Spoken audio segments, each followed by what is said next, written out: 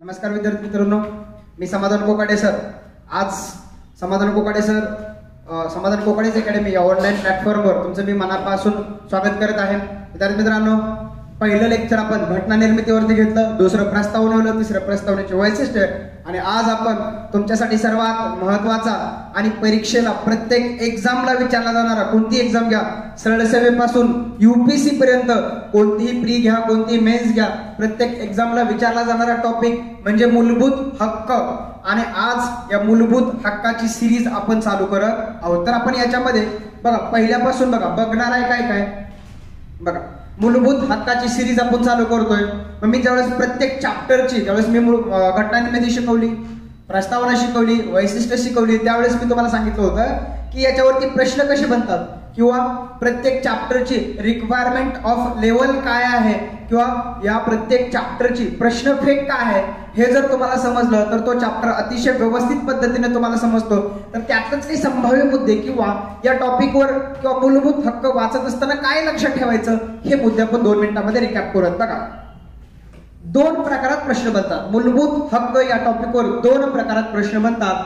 त्यातला पहिला प्रश्न आहे कन्सेप्ट बेस्ड. ओके, हे concept based, fully concept based प्रश्न कुठे बनतात? राज्यसेवा आणि एसओ मुख्यला. राज्यसेवा प्री असेल आणि राज्यसेवा मेन्स असेल, म्हणजे राज्यसेवा प्रिलिम्स असेल आणि राज्यसेवा मेन्स असेल इथं, किंवा एएसओ मेन्स असेल इथं जे बनणारे प्रश्न आहेत फुल्ली कन्सेप्ट बेस्ड प्रश्न बनतात. तिथं तुम्हाला फॅक्च्युअल बेस्ड प्रश्नांची संख्या खूप कमी आढळते. जे काही मेन्सला प्रश्न येणार आहेत ते फुल्ली कन्सेप्ट बेस्ड प्रश्न येतात. आणि फॅक्च्युअल प्रश्न हे कंबाईन गट ब गट कला फॅक्च्युअल बेस्ड प्रश्न, म्हणजे एकदम फॅक्च्युअल बेस्ड प्रश्न. ते म्हणते तुम्हाला 352 मध्ये ही आणीबाणी आहे, 360 मध्ये ही आणीबाणी आहे, 356 मध्ये ही आणीबाणी आहे. पण हीच आणीबाणी कन्सेप्ट बेस्ड, ह्याच्यामध्ये 44व्या घटना दृष्टीने काय बदल झाला, किंवा काय कसं काय, आधी काय होती, नंतर काय होती, हे सगळं कन्सेप्ट बेस्ड येतं. राज्यसेवा प्रीला किंवा राज्यसेवा पूर्वला सुद्धा असेल. हे सगळ्या प्रश्न, हे प्रश्नांची फेक समजली पाहिजे. मॅक्सिमम जर तुम्ही कन्सेप्ट वरती लक्ष दिला तर तुम्हाला मूलभूत हक्कावरचा प्रश्न तुमचा चुकत नाही. आता पुढे बघा, मूलभूत हक्काची वैशिष्ट्ये. मॅक्सिमम प्रश्न इथे आहेत. बघा, मॅक्सिमम प्रश्न मूलभूत हक्काची वैशिष्ट्ये काय आहेत. मूलभूत हक्काची वैशिष्ट्ये मॅक्सिमम प्रश्न इथे येतात मूलभूत हक्काच्या वैशिष्ट्यावरती. म्हणजे जर मूलभूत हक्कावर प्रश्न आला तर त्याच्यामध्ये एक वाक्य जे इलिमिनेशनला काम येतं ते इथलं असतं. बघा, मूलभूत हक्काची वैशिष्ट्ये म्हणजे जे प्रश्न तुम्हाला इलिमिनेशनला कामी येतात, म्हणजे जे वाक्य तुम्हाला इलिमिनेशनला कामी येतात, ती वाक्य असतात मूलभूत हक्काच्या वैशिष्ट्यांची. येत्या लक्षामध्ये. हा, कलमाचा मूळ गाभा समजला पाहिजे, अपवादाकडे लक्ष नाही दिले तरी चालेल, हे महत्वाचं आहे. म्हणजे मला बरेच विद्यार्थी मित्र म्हणतात सर की ह्या मूलभूत हक्काला खूप अपवाद आहेत, मग कोणते अपवाद लक्षात ठेवायचे आणि कोणते अपवाद लक्षात ठेवायचे नाहीत, असं मला प्रश्न विचारतात. मित्रांनो, तुम्हाला मी वारंवार सांगतोय, म्हणजे मी ऑफलाईन बॅच मध्ये पण सांगतो आणि पहिल्यांदा आता ऑनलाईन बॅच मध्ये पण सांगतोय की कलमाचा मूळ गाभा समजून घ्या. नेमकं ह्या कलमाला म्हणायचंय काय. हा कलमा मी तुम्हाला पाठीमागं पण ज्यावेळेस मूलभूत हक्क आणि मूलभूत हक्क म्हणजे ज्युडिशियल रिव्ह्यू वरती आपण डेमो लेक्चर घेतलं त्यावेळेस मी तुम्हाला म्हटलं होतं की article 13 sub clause 1, article 13 sub clause 2, article 13 sub clause 3, article 13 sub clause 4 असे प्रश्न नाहीयेत. तुम्हाला विचारलं जातं हे आर्टिकल 13चा भारतीय राज्यघटनेला अपेक्षित असणारा अर्थ कोणता, ना की sub clause 1, sub clause 2, sub clause 3, sub clause 4 असं विचारत नाही. आयोग काय विचारतं की नेमकं ह्या कलमाला म्हणायचंय काय. आता लक्षामध्ये. त्याच्यामुळं ह्या कलमाचा मूळ गाभा म्हणजे या कलम टाकलं म्हणजे जवळपास 38 दिवस आणि 38 दिवस त्यानंतर जवळपास 17-18 दिवस इतर समित्यांवरती, म्हणजे एवढे दिवस चर्चा होऊन हे प्रकरण भारतीय राज्यघटनेमध्ये आलंय भाग 3 मराठी. त्याच्यामुळं ह्या कलमाला मूळ गाभा आहे. हे कलम भारतीय राज्यघटनेमध्ये का टाकायचं हे ठरलेलं होतं. त्याच्यामुळं प्रत्येक कलमाचा मूळ गाभा समजून घ्या. येत्या लक्षामध्ये. त्यानंतर अपवादाकडे खूप कमी अशी कलम आहेत की त्या कलमाचे अपवाद विचारले जातात. कलम 14 आहे, कलम 19 आहे. आजपर्यंत हे 2च कलम आहेत, 14 आणि 19. 14 आणि 19चीच आयोगाने अपवाद विचारले, इतर कलमांचे अपवाद विचारलेले सुद्धा नाहीयेत. त्याच्यामुळं कुठं भर द्यायचा आणि कुठं भर नाही द्यायचा ही PYQ सांगतात तुम्हाला, प्रिव्हियस इयर क्वेश्चन. येत्या लक्षामध्ये. त्याच्यामुळं अपवादाकडे जास्त लक्ष देऊ नका. कुठं द्यायचं ते मी सांगेनच तुम्हाला पुढं. मूलभूत हक्क आणि आणीबाणी याच्या संबंधावरती सुद्धा म्हणजे तुम्ही 14, 15, 16 हे कलम वाचाच, पण ह्या मूलभूत हक्काचा संबंध अजून भारतीय राज्यघटनेमधल्या कोणकोणत्या प्रकरणांशी येतो, आयोग तिथं सुद्धा ते जोडतं. मूलभूत हक्काचा संबंध आणीबाणीशी येतो, मूलभूत हक्काचा संबंध न्यायव्यवस्थेशी येतो. मग तिथं ते जोडा ना, लिंक करा ना. आयोग तिथं सुद्धा तुम्हाला प्रश्न विचारतो. बघा ना, मूलभूत हक्क म्हणजे 358 असेल, 359 असेल, ओके, 358, 359, इथं बघा 358 संबंध कलम 19 आहे, 359 संबंध 32 आहे, 32 प्लस इतर मूलभूत हक्क यांच्याशी आहे. हे संबंध आयोग तुम्हाला प्रश्न विचारतोय. त्या लक्षामध्ये पुढे बघा, मूलभूत हक्क आणि न्यायव्यवस्थेचा संबंध कलम 32 असेल, कलम 226 असेल, ओके, किंवा सर्वोच्च न्यायालयाचं प्राधिकार अधिकार क्षेत्र, उच्च न्यायालयाचं प्राधिलेख अधिकार क्षेत्र जोडा ना, किंवा सर्वोच्च न्यायालयाचं अपिलीय अधिकार क्षेत्र, उच्च न्यायालयाचं अपिलीय अधिकार क्षेत्र जोडा ना संबंध. ओके, ह्या सगळ्या गोष्टी मित्रांनो म्हणजे झापड लावून अभ्यास करू नका. ओके, जरी मी तुम्हाला कंबाईनच्या दृष्टिकोनातून शिकवत असलो तरी मी जाता जाता राज्यसेवेचा अप्रोच सुद्धा तुम्हाला देऊन जात आहे. ओके, आपण अजून एकदा राज्यसेवा पूर्व आणि राज्यसेवा मेन साठी डिटेल्स मध्ये हीच कोर्स अजून शूट करू. ओके, पण हा कोर्स तुम्हाला पूर्वसाठी सुद्धा आणि सगळ्याच परीक्षेसाठी मोर दॅन सफिशियंट आहे. पण डिटेल्स मध्ये तुम्हाला राज्यसेवा मेन्सला वगैरे हे लागतं, तिथं मी त्या गोष्टी तुम्हाला देऊन देईन. ओके, त्यानंतर मूलभूत हक्कांचा इतिहास, इथं प्रश्न विचारला जात नाही, पण एक गोष्ट माहिती असावी, बेसिक पासून गोष्ट माहिती असावी म्हणून हा मूलभूत हक्काचा इतिहास सुद्धा आणि मूलभूत हक्काचे प्रकार. हे मूलभूत हक्काच्या इतिहासावरती आजपर्यंत प्रश्न इंट्रोड्यूस नाही झाला, पण मूलभूत हक्कांच्या प्रकारावरती गेल्या वर्षी राज्यसेवा पूर्वला प्रश्न इंट्रोड्यूस झालेला होता. त्याच्यामुळे हे पण मी तुम्हाला जाता जाता आपण इथून सुरुवात करू, 7 आणि 8 पासून सुरुवात करू. ठीक आहे, त्यानंतर 7, 8, त्यानंतर मूलभूत हक्काची वैशिष्ट्ये, मूलभूत हक्काचं महत्व, हे बेसिक लेक्चर मध्ये आज बघूयात. ओके, चला आपल्याला तर ह्याच्यामध्ये काय काय बघायचंय मी तुम्हाला सांगितलं. याच्यामध्ये आपल्याला बघा हे सगळे मी बेसिक मुद्दे तुम्हाला शिकवले. ओके, त्यानंतर आपल्याला बघायचंय काय की बघा आता इथून मूलभूत हक्काचे संभाव्य मुद्दे बघितले, मूलभूत हक्काचा इतिहास इन शॉर्ट मध्ये आपल्याला बघायचा आहे. त्यानंतर मूलभूत हक्कावर प्रभाव पाडणारे घटक आपल्याला इन शॉर्ट मध्ये बघायचे. त्यानंतर मूलभूत हक्काचे प्रकार आपल्याला इन शॉर्ट मध्ये बघायचे.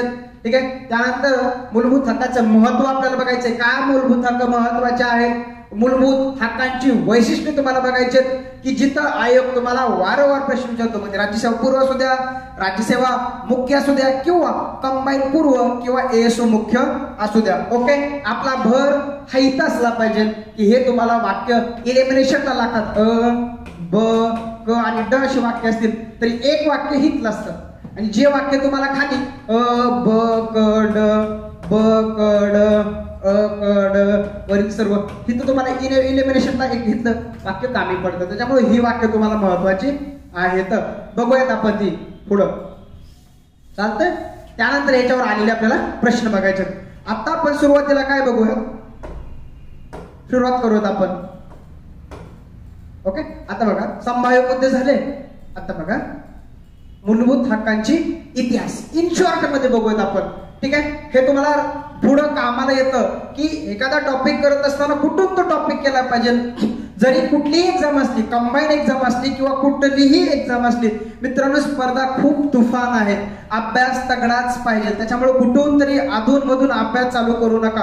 कुठलीही गोष्ट घेत असताना इन प्रॉपर एकदम प्रॉपर पासून ती गोष्ट करा. ओके, मी कुठली एक्झाम तयारी करतोय याच्यापेक्षा मी तो विषय कसा बनवतो हे जास्त महत्वाचं आहे. त्याच्यामुळे मी तुम्हाला कोणतीही गोष्ट देत असताना बेसिकली टू प्रॉपरली देत आहे, म्हणजे बेसिकली गोष्ट तुम्हाला या पद्धतीने समजून घ्यायची आहे. आता बघा मूलभूत हक्कांचा इतिहास, ज्यावेळेस तुम्ही मूलभूत हक्कांचा इतिहास बघता त्यावेळेस मूलभूत हक्क उगम कुठून झाला रे, पहिल्यांदा बघावं लागतं तुम्हाला 1215 इंग्लंड मध्ये, म्हणजे इंग्लंडचा राजा जॉन केन. ओके, जॉन केन वरती तिथल्या उमराव लोकांनी दबाव आणला. त्याच्यामुळं जॉन केननं उमरावांच्या, इंग्लंडचा राजा जॉन केननं उमरावांच्या दबावाला बळी पडून जनतेला काही हक्कांची सनद दिली. ती जनतेला दिलेली हक्कांची सनद म्हणजेच तिथला मॅग्ना कार्टा. येत्या लक्षामध्ये त्या सनदेला काय म्हटलं जातं, मॅग्ना कार्टा. मग ह्या मॅग्ना कार्टामध्ये काय होतं की ह्या मॅग्ना कार्टामध्ये असं होतं की ब्रिटनच्या जनतेला कोणकोणते हक्क असतील, ब्रिटनची जनता कोणकोणते हक्क उपभोगू शकते, ह्या सगळ्या गोष्टींची सनद इंग्लंडचा राजा जॉन केन यानं 1215 ला इंग्लंडच्या जनतेला दिली. येत्या लक्षामध्ये. म्हणून त्याला काय म्हणलं जातं, मॅग्ना कार्टा. मग मला सांगा, आपल्या भाग 3 ला सुद्धा भारताचा मॅग्ना कार्टा म्हणलं जातं. का रे? याचं कारण काय? आपल्या मॅग्ना कार्टा म्हणजे आपल्या भाग 3 ला भारताचा मॅग्ना कार्टा म्हटलं जातं. त्याचं कारण हेच आहे की आपले जसं हे ब्रिटन मध्ये मॅग्ना कार्टा आहे, सेम तसे आपले मूलभूत हक्क म्हणजे आपल्या भारताचा मॅग्ना कार्टाच ना, किंवा आपले भाग 3 म्हणजे मॅग्ना कार्टा. याचा अर्थ असा होतो की ज्याप्रमाणे ब्रिटनच्या जनतेला हक्कांची सनद होती, तसंच प्रकारे आपल्या भाग 3 ला हक्कांची सनद आहे. येत्या लक्षामध्ये. म्हणून आपल्या भाग 3 ला ब्रिटनच्या मॅग्ना कार्टा बरोबर जोडलं जातं. हे इथं लक्षात घ्या. ओके. म्हणजेच काय, 1215 ला किंवा जगामध्ये मूलभूत आपल्या जनतेला मूलभूत हक्क देणारा पहिला देश कोणता रे? ब्रिटन असं म्हटलं जातं. पण बघा, ब्रिटनची राज्यघटना अलिखित आहे. बरोबर आहे? ब्रिटनची राज्यघटना काय? अलिखित आहे. मग जर असं तुम्हाला प्रश्न विचारला की नागरिकांना मूलभूत हक्क देणारा जगातील पहिला देश कोणता? ब्रिटन. पण जर आपल्या राज्यघटनेमध्ये तरतूद करून लिखित पद्धतीने नागरिकांना मूलभूत हक्क देणारा जगातला पहिला देश कोणता? अमेरिका. का अमेरिका? कारण अमेरिकेचं संविधान लिखित आहे. 7 जरी कलम असली तरी ते संविधान कसं आहे रे? लिखित आहे. मग लिखित पद्धतीने जनतेला मूलभूत हक्क देणारा पहिला देश कोणता? अमेरिका. आणि नुसतं मूलभूत हक्क आपल्या जनतेला देणारा पहिला देश कोणता? इंग्लंड. का? कारण इंग्लंडनं 1215 ला मूलभूत हक्क मॅग्ना कार्टाच्या माध्यमातून आपल्या जनतेला दिले. पण लिखित मूलभूत हक्क देण्याचं काम जर जगात पहिल्यांदा कुठे गेलं तर ते अमेरिकेनं 1791 ला bill of rights. Okay. Bill of rights प्रसिद्ध झालं आणि त्याच्यामध्ये सांगण्यात आलं की अमेरिकन जनतेला कोणकोणते हक्क असतील. पुढं फ्रेंच राज्यक्रांती. फ्रेंच राज्यक्रांतीने स्वातंत्र्य, समता, बंधुता या हक्काची देण तिथल्या राज्यघटनेला दिली. म्हणजे टप्प्याटप्प्याने बघा, जागतिक प्रवास आपण मूलभूत हक्काचा बनतोय. अमेरिका बघितलं, इंग्लंड बघितला आणि फ्रान्स बघतोय. त्यानंतर आपण बघा, ही जागतिक लेवलची किंवा ज्यावेळेस आपले भारतीय लोक मूलभूत हक्क हा भाग 3 ज्यावेळेस हा चॅप्टर बनवत होते, त्यावेळेस त्यांच्या समोर हा सगळा आदर्श होता. ओके. म्हणजे आपण पुढे मूलभूत हक्कावर प्रभाव पाडणारे घटक बघणारच आहोत. तिथं आपल्याला बघा ना, हे सगळं बघतोय आपण की ज्यावेळेस आपली लोक भाग 3 बनवत होती त्यावेळेस त्या लोकांच्या समोर हे सगळं होतं. ब्रिटन मधला मॅग्ना कार्टा होता. फ्रेंच राज्यक्रांतीमधील आपण बघितले मानवी हक्काचा जाहीरनामा, अमेरिकेचा सिद्धांत बिल ऑफ राईट्स, किंवा संयुक्त राष्ट्र संघटनेचा जाहीरनामा 1948, किंवा अमेरिका आयरिश या घटनेतील मूलभूत हक्काचा प्रभाव. म्हणजे हे सगळं होतंच त्यांच्याकडे. ऑलरेडी हे सगळं त्यांच्याकडे होतं. ओके.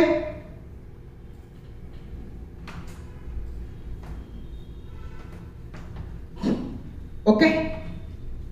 म्हणजे ऑलरेडी त्या लोकांकडे हे सगळं काय होतं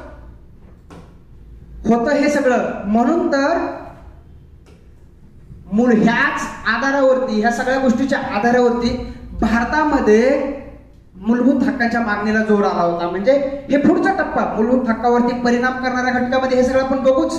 पण तत्पूर्वी आपण बघूयात की जगामध्ये इंग्लंड असेल, अमेरिका असेल, फ्रेंच असेल, फ्रान्स असेल, ह्या सगळ्यांनी आपल्या जनतेला कशा प्रकारे मूलभूत हक्काची देण दिली होती. आणि ह्या आधारावरती भारतामध्ये मूलभूत हक्क आपल्या जनतेला असावेत. म्हणजेच काय, भारतामध्ये मूलभूत हक्कांचा उगम कशा प्रकारे आहे हे सुद्धा आपल्याला बघायचं आहे. ओके. हे आपण बघितलं जागतिक लेवलचं. आता बघूयात भारतामध्ये पहिल्यांदा मूलभूत हक्कांची मागणी कोणी केली तर 1895 ला.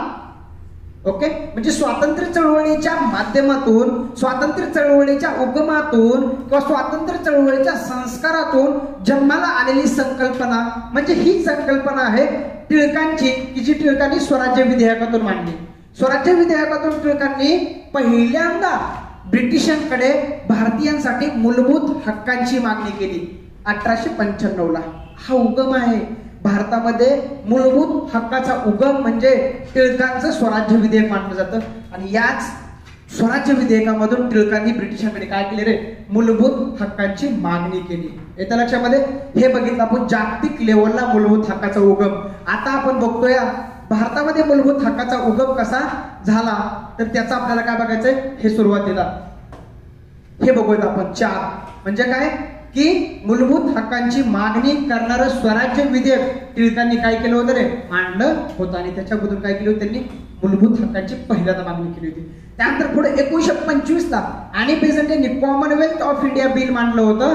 त्या बिलामध्ये सुद्धा त्यांनी मूलभूत हक्काचा उल्लेख केला होता. त्यानंतर 1928 ला, ओके, 1928 ला ज्यावेळेस घटना निर्मिती हा चॅप्टर शिकवत होतो त्यावेळेस मी सांगितलं होतं की भारतीयांनी राज्य घटना निर्मितीचा केलेला पहिला प्रयत्न म्हणजे काय, हा नेहरू रिपोर्ट. 1928 चा काय, नेहरू अहवाल किंवा नेहरू रिपोर्ट. 10 ऑगस्ट 1928 ला जो काही नेहरू अहवाल सादर केला होता, तो नेहरू अहवाल भारतासाठी पहिली राज्यघटना होती. ही राज्यघटना का अस्तित्वात येऊ शकले नाही वगैरे मी तिथं कारण सांगितली. पण ज्यावेळेस हा 1928 ला नेहरू रिपोर्ट म्हणजे भारताची तात्पुरती राज्यघटना नाही म्हणता येणार, पण ही राज्यघटना अस्तित्वातच येऊ शकली नाही. ह्या नेहरू अहवालामध्ये सुद्धा 19 मूलभूत हक्कांचा उल्लेख करण्यात आला होता. 19 मूलभूत हक्क होते कुठं, ह्या नेहरू अहवालामध्ये. 1928 चा जो मोतीलाल नेहरूंनी सादर केला होता त्याच्यामध्ये सुद्धा जवळपास 19 मूलभूत हक्क होते की ज्या 19 मूलभूत हक्कांचा थेट प्रभाव आपल्या भाग 3 वरती आहे, आजच्या भाग 3 वरती. ओके, ह्या थेट मूलभूत हक्कांचा प्रभाव आजच्या भाग 3 मध्ये पडलेला आपल्याला पाहायला मिळतो. ओके, त्यानंतर 1931 ला इंडियन नॅशनल काँग्रेसचं कराची अधिवेशन झालं होतं की ज्या कराची अधिवेशनाचे अध्यक्ष सरदार वल्लभभाई पटेल होते. आणि त्या कराची अधिवेशनामध्ये मूलभूत हक्कांचा ठराव पारित करण्यात आला की भारतीय जनतेला कोणकोणते मूलभूत हक्क असतील हे मूलभूत हक्क सांगणारा ठराव 1931 च्या कराची अधिवेशनामध्ये पारित केला गेला. पुढे अजून बघा, 1945 ला मूलभूत अधिकार अभ्यास करणारी एक समिती स्थापन केली गेली. त्या समितीचे अध्यक्ष होते तेज बहादूर सप्रू. म्हणजे 1945 ला भारतीयांना कोणकोणते मूलभूत हक्क असावेत यासाठी एक समिती स्थापन केली होती. त्या समितीचे अध्यक्ष होते तेज बहादूर सप्रू समिती. ओके, आणि ह्या तेज बहादूर सप्रू समितीनं काय सांगण्यात आलं होतं की भारतीयांना कोणकोणते मूलभूत हक्क असतील हे सांगण्याचं काम कोणी केलं होतं रे, तेज बहादूर सप्रू समितीने केलं होतं. ओके, कधी समिती स्थापन करण्यात आली होती 1945 ला. त्यानंतर 1945 बघा, मे 1946 ला पुढे काय झाले, आपली संविधान सभा गठीत झाली. मग संविधान सभा गठीत झाल्यानंतर 24 जानेवारी 1947 ला भारतीयांसाठी कोणकोणते मूलभूत हक्क असतील यासाठी एक समिती स्थापन केली गेली. त्या समितीचा अध्यक्ष होते सरदार वल्लभभाई पटेल. ओके, परत ह्याच्याही 2 उपसमित्या होत्या वगैरे नाही का, मूलभूत हक्काच्या बाबतीमध्ये जे बी कृपलानी आणि अल्पसंख्याकांच्या बाबतीमध्ये कोण रे, HC मुखर्जी, याच्याही 2 होत्या. त्यानंतर ह्या समितीच्या शिफारशीच्या आधारावरती काय केलं रे, भारतामध्ये भारतीय राज्यघटनेमध्ये भाग 3 आला आणि भाग 3 मध्ये भारतीय जनतेसाठी मॅग्ना कार्टा म्हणजेच काय, मूलभूत हक्कांची सनद तुम्ही काय केले समाविष्ट केली गेली. सांगितलं तुम्हाला की 38 दिवसांच्या चर्चेनंतर मूलभूत हक्कांचा समावेश कुठे केला गेला, भारतीय राज्यघटनेमध्ये केला गेला. इन शॉर्ट मध्ये हे मी डिटेल्स मध्ये राज्यसेवा मेन्स लेक्चर सिरीज ज्यावेळी चालू होईल किंवा तिथं मी हे इन डिटेल्स मध्ये बोलतो. ओके, पण इन शॉर्ट मध्ये तुम्हाला फक्त जनरली माहिती असावं की भारतामध्ये मूलभूत हक्काचा उगम कसा झाला आणि जगामध्ये मूलभूत हक्काचा उगम कसा झाला. तर जगामध्ये मूलभूत हक्काचा उगम म्हटला तर 1215. ओके, त्यानंतर 1215 ला, त्यानंतर पुढे 1971 अमेरिका आहे, फ्रेंच राज्यक्रांती आहे आणि त्यानंतर 1895 ला भारतामध्ये मूलभूत हक्काचा उगम आहे. ओके, 1925, 1928, 1931, 1945 आणि 1947 हे मूलभूत हक्कांच्या मागणीचे डायरेक्ट टप्पे तुम्ही लक्षात घ्या. ओके, झालं. पुढे आपण बघूयात आता की मूलभूत हक्कावर प्रभाव पाडणारे घटक. मी आताच तुम्हाला जस्ट काही ह्या पाठीमागच्या स्लाइडवर बोललो की 38 दिवस मूलभूत हक्कावरती संविधान सभेमध्ये चर्चा झाली आणि मूलभूत हक्क हे मूलभूत हक्क आणि अल्पसंख्याक समिती की ज्याचा अध्यक्ष सरदार वल्लभभाई पटेल होते, ज्याच्या 2 उपसमित्या होत्या. ओके, एक मूलभूत हक्कांच्या बाबतीमध्ये आणि दुसरं काय अल्पसंख्याकांच्या बाबतीमध्ये. ह्या समितीचे अध्यक्ष होते HC मुखर्जी आणि मूलभूत हक्क उपसमितीचे अध्यक्ष होते JB कृपलानी. ओके, हे सगळं महत्वाचं. मग ह्या समितीच्या शिफारशीच्या आधारावरती बघा, मी तुम्हाला एक गोष्ट इन डिटेल्स मध्ये बोलतो की बघा आता 24 जानेवारी 1947 ला जी मूलभूत हक्क आणि अल्पसंख्याक समिती स्थापन केली गेली, ह्या समितीनं अहवाल 2 भागामध्ये दिला होता. एक राजकीय हक्क आणि दुसरा काय रे, आर्थिक हक्क. ओके, हा मूलभूत हक्कांच्या बाबतीतला या समितीनं अहवाल बघा. हे कसं आहे, ह्या समितीनं जी 24 जानेवारी 1947 ला मूलभूत हक्काने अल्पसंख्याक समिती स्थापन केली होती, ह्या समितीनं आपला अहवाल 2 भागामध्ये दिला. एक राजकीय हक्क आणि आर्थिक हक्क.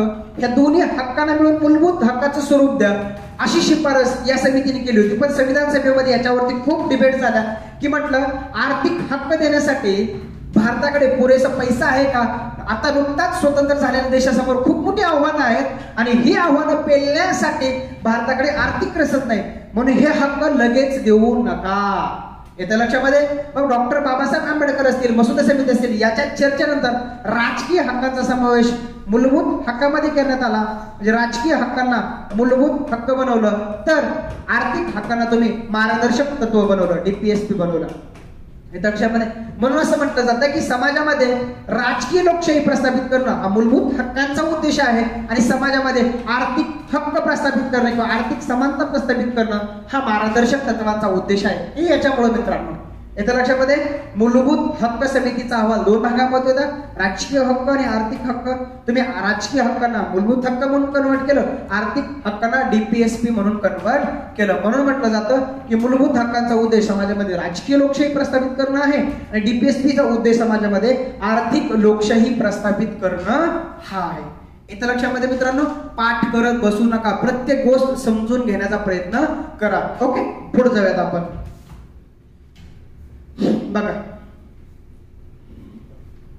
पुढे बघा. आता मग इतिहास बघितला, हक्कावर प्रभाव पाडणारा घटक. बघा आता म्हणून मी तुम्हाला सांगितलं की ज्यावेळेस मूलभूत हक्क बनत होते त्यावेळेस जागतिक पातळीवर ऑलरेडी ह्या घटना घडल्या होत्या. ह्या घटनांचा प्रभाव सुद्धा आपल्या मूलभूत हक्क या चॅप्टर वरती किंवा मूलभूत भाग 3 वरती पडलेला आहे. ह्या सगळ्या गोष्टींचा आधार घेऊन आपल्या संविधान सभेनं काय केलंय, भाग 3 हा मूलभूत हक्क म्हणून भारतीय राज्यघटनेमध्ये सादर केला किंवा समाविष्ट केला. तुम्हाला आयोग प्रश्न विचारेल पुढीलपैकी कोणत्या घटकांचा भारतीय भाग 3 वरती प्रभाव आहे, मूलभूत हक्कावरती प्रभाव आहे, अशा प्रकारचे आयोग तुम्हाला प्रश्न विचारेल. मॅग्ना कार्टा सांगणार तुम्ही फ्रेंच राज्यघटनेतील मानवी हक्क बघा ना, स्वातंत्र्य, समता, बंधुता ही तुम्ही आली.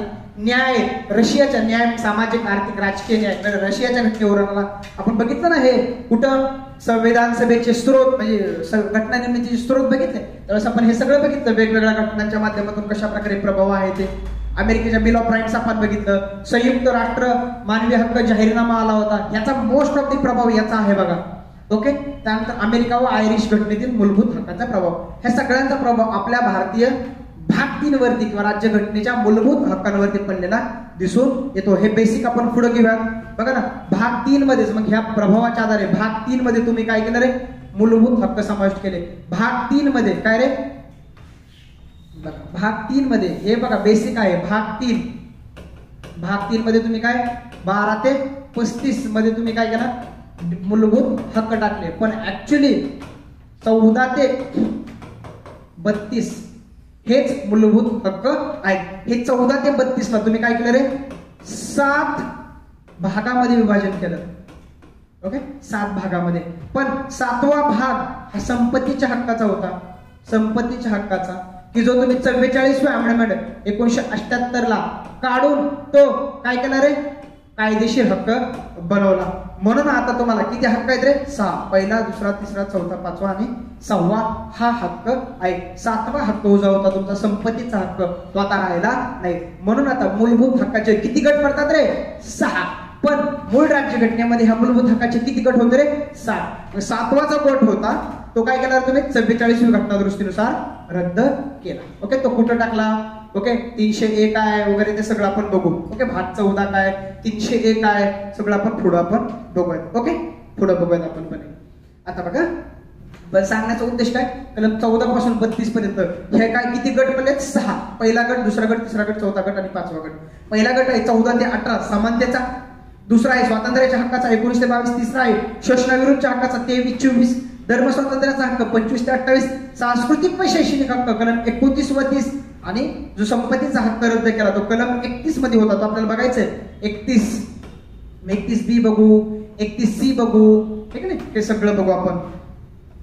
त्यानंतर घटनात्मक उपाययोजनांचा हक्क कलम 32, हे सगळं. मग मूळ संविधानात मूलभूत हक्काची विभागणी किती गटामध्ये होती, 7. पण ती आता हा संपत्तीचा गट रद्द करण्यात आल्यानंतर आता किती आहे गट, 6 गट आहेत. मग हे 6 गट कुठले, हे 6 गट. येतं लक्षामध्ये? आपल्याला हे 6 गट सुद्धा आपल्याला टप्प्याटप्प्याने बघायचं आहे. आता पुढचं बघू आपण, मूलभूत हक्काचे प्रकार. याच्यावरती आयोग जास्त प्रश्न नाही विचारत, पण तुम्हाला माहित असावं काय कॅटेगरीज आहेत मूलभूत हक्काच्या इन शॉर्ट मध्ये.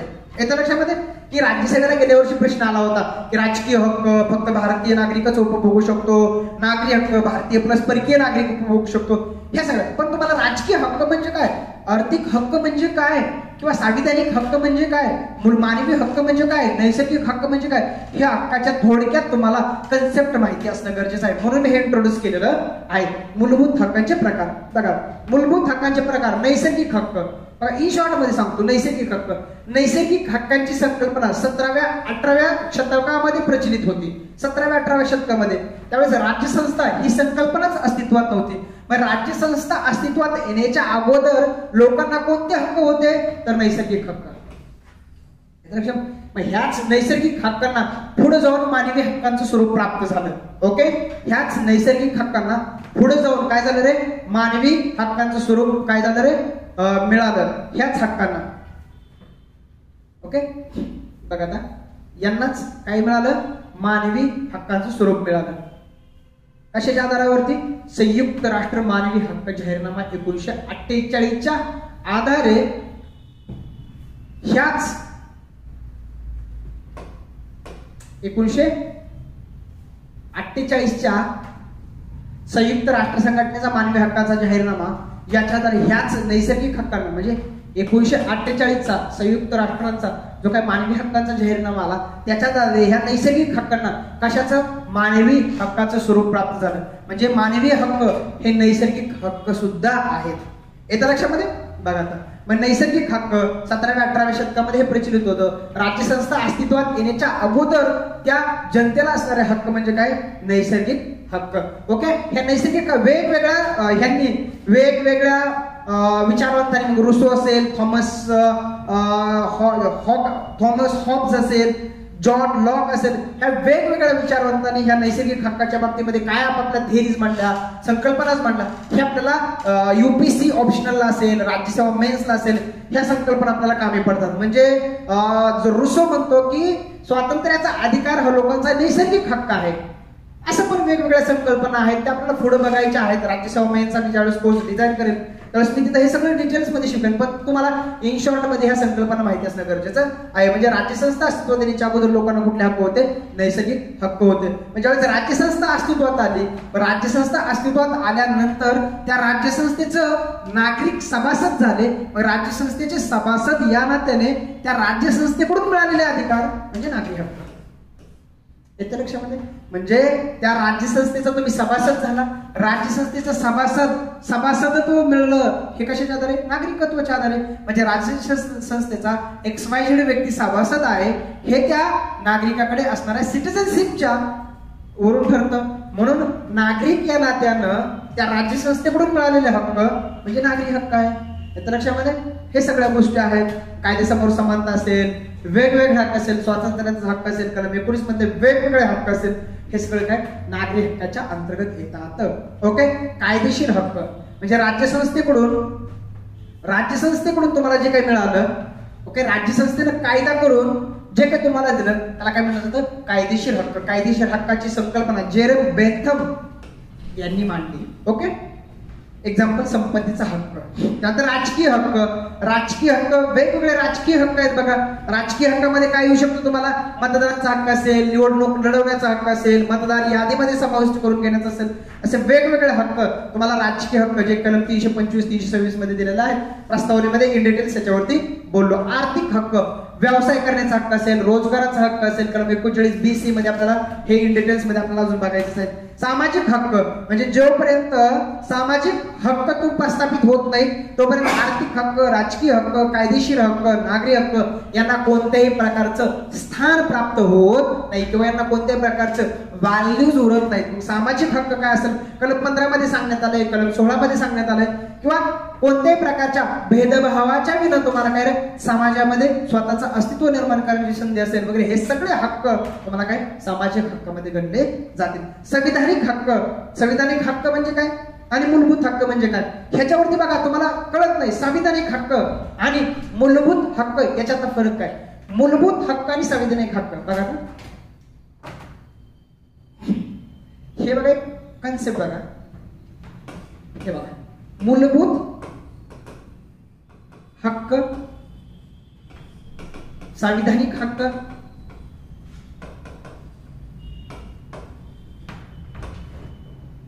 कायदेशीर हक्क, ओके, हे 3 शब्द हे वारंवार आपल्या समोर येतात बघा. मूलभूत हक्क, मूलभूत हक्क भाग 3 मध्ये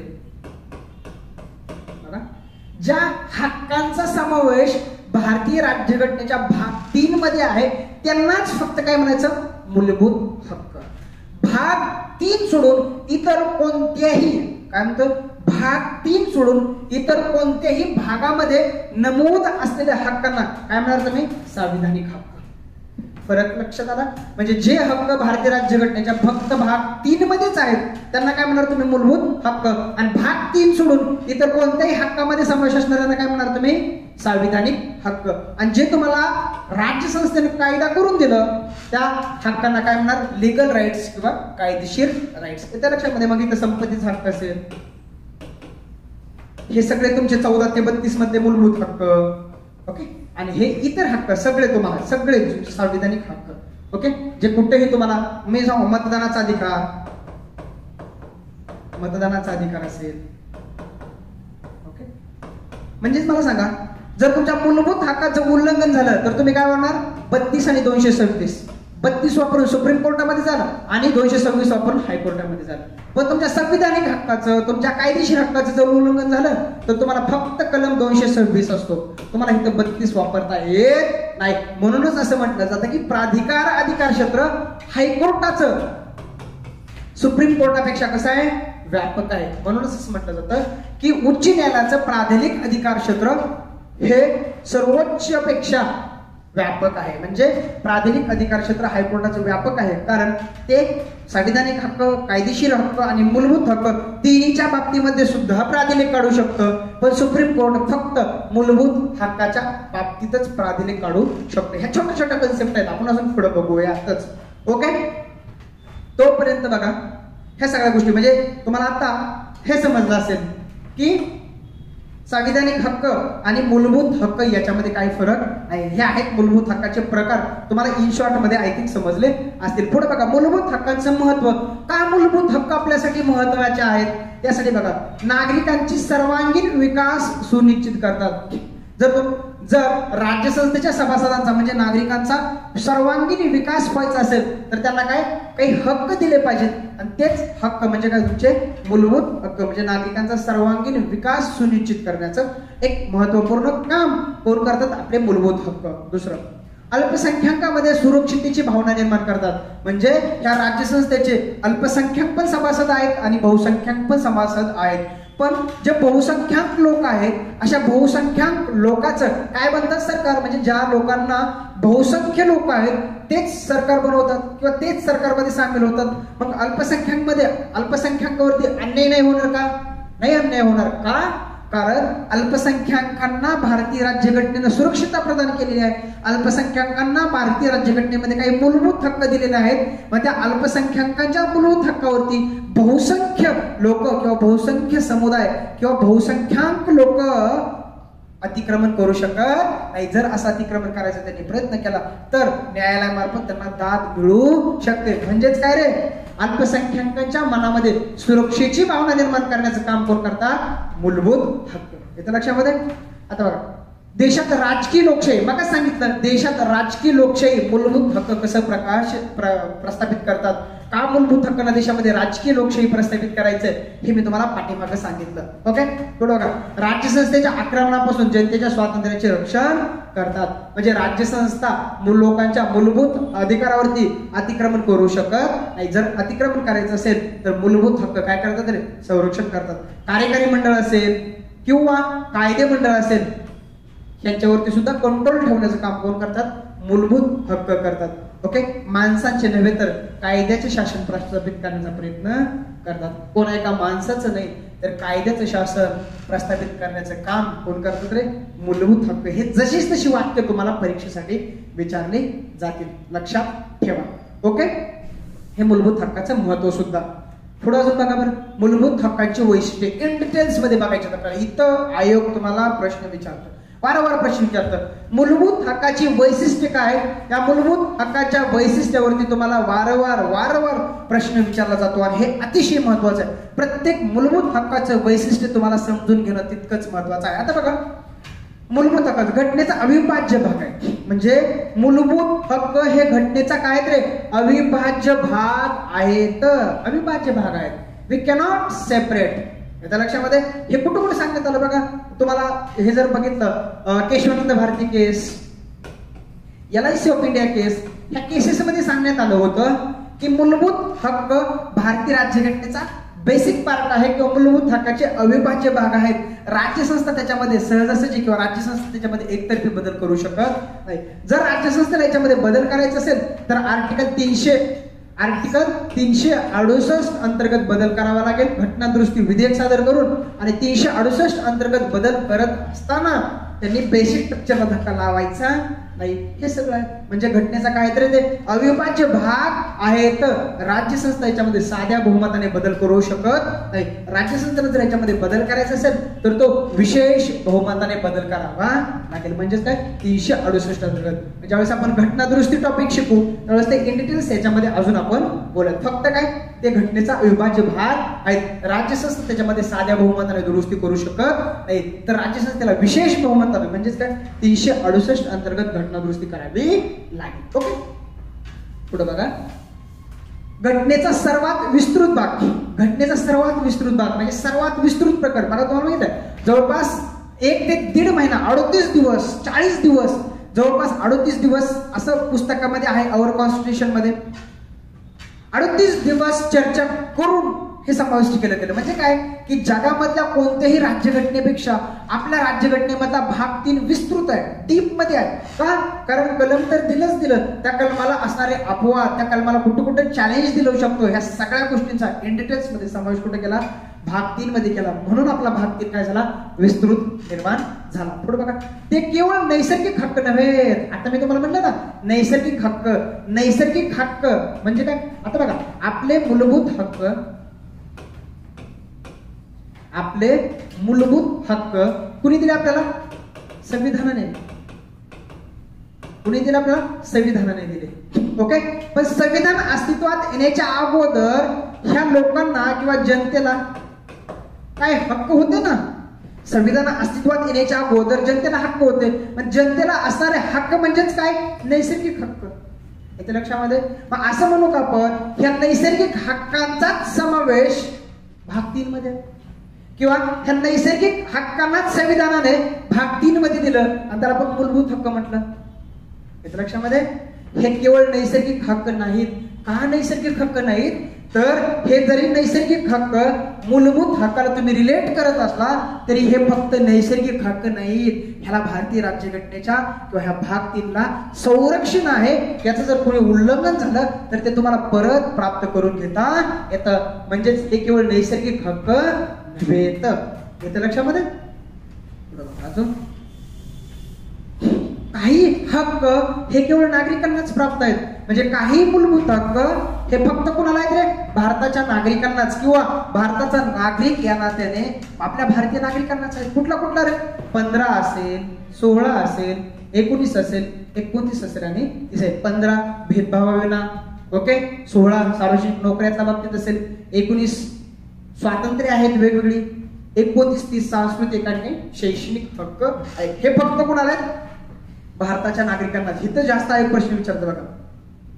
ओके, असे कोणते हक्क आहेत जे फक्त भारतीय नागरिकच उपभोगू शकतो. 15, 16, 19, 29 आणि 30. आपल्याला पुढे बघायचं. कलम 15 ओके, भेदभावास प्रतिबंध आहे. कलम 16 सार्वजनिक रोजगारात समान संधी आहे. कलम 19 स्वातंत्र्य आहेत वेगवेगळी. कलम 29 30 हे काय तर सांस्कृतिक आणि शैक्षणिक हक्क आहेत. हे आपल्याला इन डिटेल्स पुढे बघायचे. बघा, काही हक्क नागरिकांबरोबर कोणाला आहेत रे, मित्रपरकीय. मी जाणून बघून शब्द वापरला, मित्रपरकीय. ओके, इथं मित्रपरकीयांचे 2 प्रकार पडतात. एक शत्रुपरकीय आणि दुसरा कोण, हा मित्रपरकीय. शत्रुपरकीयांना तुम्ही हे हक्क देत. कलम 14 असेल, कलम 20 असेल, 21 असेल, 21 असेल, 22, 23, 24, 25, 26, 27 व 28. म्हणूनच गेल्या वर्षी प्रश्न विचारला होता काही राजकीय हक्क हे काही नागरी हक्क, हे नागरी हक्कच आहेत ना, नागरी हक्क. ओके, म्हणून गेल्या वर्षी प्रश्न होता की काही नागरिक हक्क भारतामध्ये परकीय व्यक्ती सुद्धा उपभोगू शकतो. यस, परकीय व्यक्ती सुद्धा उपभोगू शकतो. त्यातला कोण? मित्र परकीय. येतं लक्षामध्ये? त्यांचे पाठांतराचे दिवस गेलेले आहेत. ओके, मित्र परकीय. मग कोण कोणते? 14, 20, 21, 21, 22, 23, 24, 25, 26, 27, 28. येतं लक्षामध्ये? नकारात्मक व सकारात्मक हक्क म्हणजे काही मूलभूत हक्क हे नकारात्मक स्वरूप दर्शवतात, तर काही मूलभूत हक्क हे सकारात्मक स्वरूप दर्शवतात. हे भारतीय राज्यघटनेमध्ये नाही बरं का, हे औपचारिक स्वरूपाचं वर्गीकरण आहे. जसं DPSPचं वर्गीकरण आहे ना, तसं हे नकारात्मक हक्क आणि सकारात्मक हक्क म्हणजे काय? काही मूलभूत हक्क राज्य संस्थेला एखादी कृती करण्यापासून थांबवतात, तर काही मूलभूत हक्क राज्य संस्थेला एखादी कृती करण्यासाठी प्रोत्साहित करतात. जे राज्य संस्थेला एखादी गोष्ट करण्यापासून थांबवतात त्या हक्कांना काय म्हटलं जातं रे? नकारात्मक हक्क. म्हणजे कलम 20 असेल, 21 असेल, बघा ना, कलम 20 संरक्षण आहे तुम्हाला, डबल जेपर्टीचं संरक्षण असेल, म्हणजे दुहेरी शिक्षा दिली जाणार नाहीये, स्वतःविरुद्ध साक्षीची सक्ती केली जाणार नाही. 20 आहे, 21 आहे. काही सांगतं की राज्य संस्था कोणत्याही व्यक्तीला जीविताचं संरक्षण नाकारू शकणार नाही, किंवा कायद्याच्या प्रस्तावित पद्धतीशिवाय कोणत्याही व्यक्तीचं स्वातंत्र्य हिरावून घेतलं जाणार नाही वगैरे. म्हणजे काही गोष्टी करण्यापासून राज्य संस्थेला थांबवतात. ओके, नकारात्मक स्वरूप आहे. पण काही गोष्टी करण्यासाठी राज्य संस्थेला काय करतात? ते प्रोत्साहित करतात. म्हणजेच काय रे? सकारात्मक मूलभूत हक्काचं स्वरूप आहे. कलम 14 असेल, कलम 19 असेल. ओके, हे सगळं काय रे? सकारात्मक हक्कांचं स्वरूप आहे. फक्त सांगण्याचा उद्देश एवढाच आहे की मूलभूत हक्क सकारात्मक आणि मूलभूत हक्काचे नकारात्मक अशा प्रकारामध्ये तुम्ही बायफर्गेट करू शकता आशयाच्या दृष्टिकोनातून. पुढे बघा, अमर्यादित नाहीत. ओके, अमर्यादित नाहीत म्हणजेच काय रे? अमर्यादित नाहीत. ओके, बघा, ऍब्सोल्यूट. एखादी गोष्ट ऍब्सोल्यूट असते. ओके, एखादी गोष्ट ऍब्सोल्यूट असते म्हणजे त्याच्यावरती कोणत्याच मर्यादा नसतात. मला सांगा, आपल्या मूलभूत हक्कावरती ऍब्सोल्यूट, अमर्यादितलाच इंग्लिशमध्ये म्हटलं जातं ऍब्सोल्यूट. मग मला सांगा, एखादी गोष्ट ऍब्सोल्यूट असते, एखादी गोष्ट अमर्यादित असते म्हणजे त्याच्यावरती कोणत्याही प्रकारची काय नसतात रे?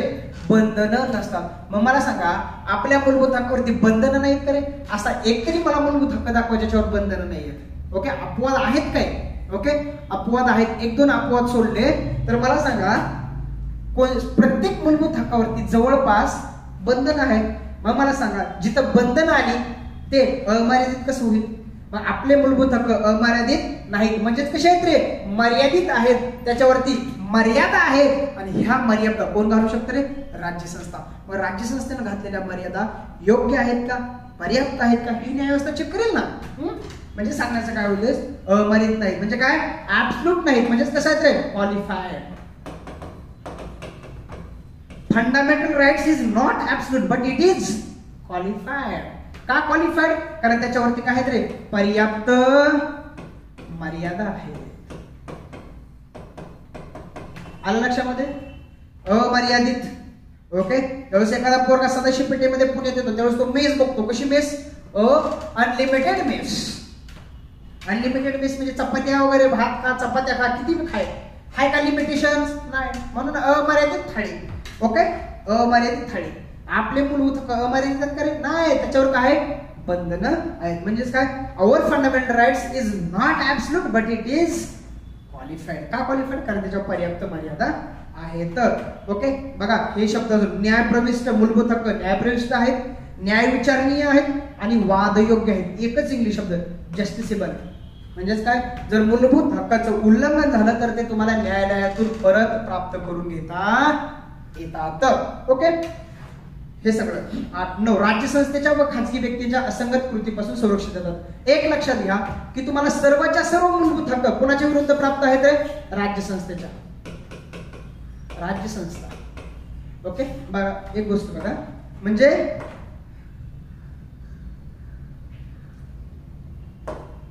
तुम्हाला मूलभूत हक्क